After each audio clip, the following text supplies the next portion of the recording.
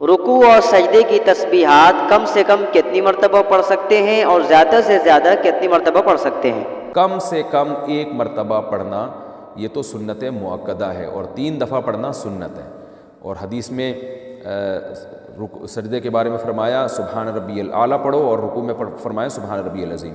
تو طاق عدد میں پڑھنا چاہیے۔ جب آپ انفرادی نماز پڑھ رہے ہیں تو 3، 5، 7، 11 جتنا اللہ آپ کو توفیق دے۔ ہمارے نبی نے تو بہت لمبے لمبے رکوع کیے ہیں جن میں آپ سبحان ربی العظیم سینکڑوں دفعہ پڑھا ہوگا آپ نے، اور سبحان ربی الاعلیٰ سجدے میں سینکڑوں دفعہ پڑھا ہوگا آپ صلی اللہ علیہ وسلم نے۔ تو آپ بھی اگر لمبی نماز پڑھ رہے ہیں تو پھر جتنی چاہیں پڑھیں، ورنہ کم سے کم 3 دفعہ پڑھنا یہ سنت عمل ہے، اس سے کم نہیں پڑھنا چاہیے۔